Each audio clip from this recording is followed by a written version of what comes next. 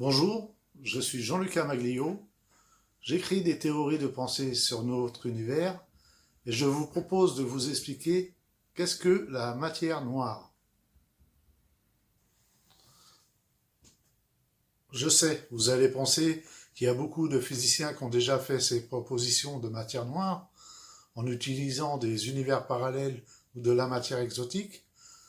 Vous verrez qu'avec ma théorie de pensée, il n'y a pas besoin de tout ça.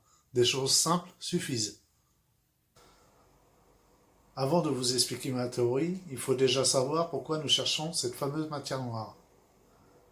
Les observations des galaxies nous ont surpris. En fait, elles ne se comportent pas comme nous le pensions.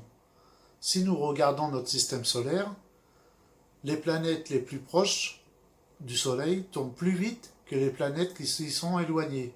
Alors que si nous prenons les galaxies, le mouvement est presque uniforme.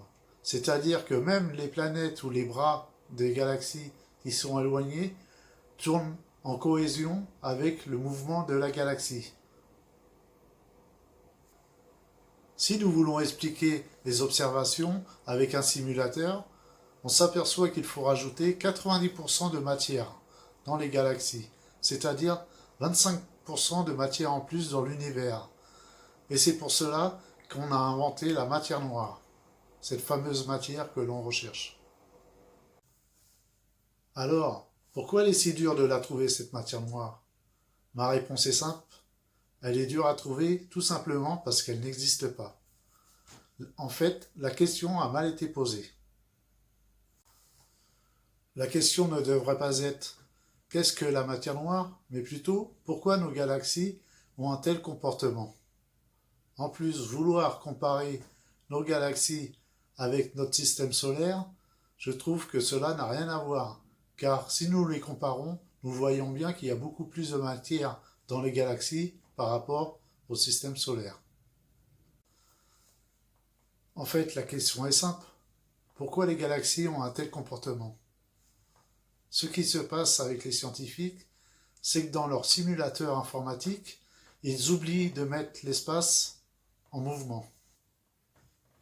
Car si vous regardez une galaxie avec sa rotation, vous apercevrez qu'elle a beaucoup de matière. Et c'est cette matière qui entraînerait l'espace avec elle. Et c'est pour cette raison que les galaxies gardent leur cohésion et que la matière qui se trouve aux extrémités n'est pas expulsée, car elle ne subit plus la gravité. Vous allez penser que si la matière ne subit pas la gravité puisqu'elle est en mouvement avec l'espace, l'espace, lui, devrait subir la gravité. Je vous dirais que non, car en fait l'espace n'a pas de masse. Vous allez sûrement penser que l'espace ne peut pas être entraîné par la matière des galaxies en rotation. Je vous dirais que si, car si vous regardez l'univers qui est lui en expansion, il attire bien la matière des galaxies avec lui. Donc il y a bien une interaction entre la matière et l'espace. Les ondes gravitationnelles nous ont prouvé aussi qu'il y avait bien une interaction entre l'espace et la matière. Bien sûr, tout cela reste une théorie de pensée que je vous propose, mais à vous de vous faire votre propre opinion. Merci de m'avoir écouté. Je compte sur vous pour faire connaître cette théorie de pensée, afin qu'on arrête de dépenser des sommes astronomiques dans la recherche d'une matière qui n'existe pas. Et j'espère que vous jugerez cette vidéo, non pas par la forme, parce que bien sûr je ne suis pas excellent orateur pour expliquer tout ça, mais plutôt par son contenu, ce qu'elle veut dire.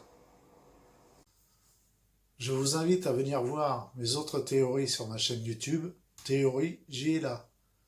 N'hésitez pas à laisser un commentaire et les remettre en question avec intelligence, et je vous souhaite la bienvenue. Allez, à bientôt, et si vous trouvez que cette théorie est intéressante, n'hésitez pas à mettre un pouce bleu. Merci à vous, salut!